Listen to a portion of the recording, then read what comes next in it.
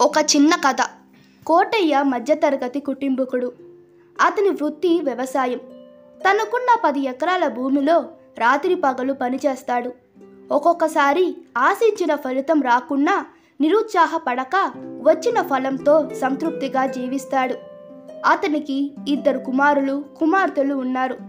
భార్య వినయం, వివేకం గల గృహిణి. ఇలా చాలా కాలం గడిచిపోతుంది. కోటయ్య పెద్ద కుమారుడు ప్రసాద్ బీఎస్సీ చదువును పూర్తి చేశాడు. ఆశించిన ఉద్యోగం కోసం ప్రయత్నం చేయకుండా తమకున్న పొలంలోనే వ్యవసాయం చేయాలనుకున్నాడు. తన అభిప్రాయాన్ని తండ్రికి తెలిపాడు. కోటయ్య ఆశ్చర్యపోతూ, అదేమిటిరా, ఇంత చదువు చదివి వ్యవసాయం చేస్తావంటావేమిటి? వ్యవసాయం వల్ల నీకేమి లాభం? చదువుకున్న వాడివి, ఏ ఉద్యోగంలో చేరొచ్చు కదా అన్నాడు. అప్పుడు ప్రసాద్, నాన్నగారు, వ్యవసాయం ఒక శాస్త్రం. ప్రభుత్వం వ్యవసాయం గురించి ఎంతోగానో ఆలోచించి దీనికోసం వివిధ పథకాలు అమలు పరుస్తూ రైతులకు ప్రోత్సాహమిస్తుంది. ఆధునిక పద్ధతిలో వ్యవసాయం చేస్తే కావలసినంత ఆదాయం వస్తుంది.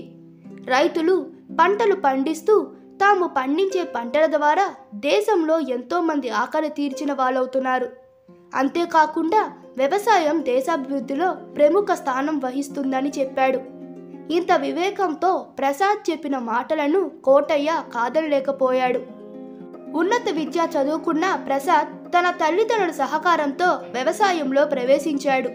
తన తోటి గ్రామస్తులందరినీ కూడగట్టుకొని రైతు సంఘాన్ని స్థాపించాడు. మన దేశంలో జనాభా పెరిగినంత సాగు భూమి పెరగలేదని, ఈ రోజుల్లో నూతన పద్ధతుల ద్వారా పంట దిగుబడి పెంపకం చాలా అవసరమని గుర్తించాడు. దీనికోసం వ్యవసాయ శాఖ వారితో ఉత్తర ప్రత్యుత్తరాలు జరిపాడు. ప్రభుత్వం రైతులకిచ్చే ప్రోత్సాహానికి తనతో పాటు రైతులందరూ సద్వినియోగం చేసుకునేలా చేశాడు. వ్యవసాయంలో అధిక దిగుబడులను ఎలా సాధించాలో వ్యవసాయ శాఖ వారు ప్రచురించే పుస్తకాలు, కలపత్రాల ద్వారా తెలుసుకొని తోటి రైతులందరికీ తెలియజేశాడు. సహకార సంఘాల ద్వారా విత్తనాలు, క్రిమి సంహారక మందులు, రాయితీల ద్వారా ఎరువులను పొందాడు.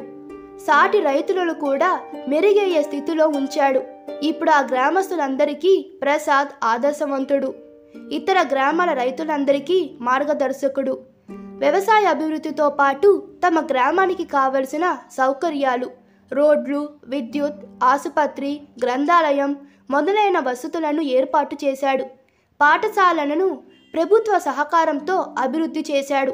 తమ ఊరిని ఆదర్శ గ్రామంగా నిలిపాడు. కోటయ్య ఇదంతా చేసిన తన కొడుకును చూస్తూ, చదువు కేవలం ఉద్యోగాల కోసమే కాదు, జీవితాల బాగు కొరకు కూడా. జీవించడం కోసం చేసే ప్రతి పని గౌరవించదగినదే. నీలాగా చదువుకున్న వారు వ్యవసాయం చేయించడం నిజమైన దేశభక్తి అని తన మనసులో అనుకున్నాడు. ఇదే విషయాన్ని అందరికీ చెప్పసాగాడు. ఈ కథ మీకు నచ్చినట్లయితే మీ అభిప్రాయాలు కామెంట్లో తెలపండి. Please like, share and subscribe to my channel. Thank you.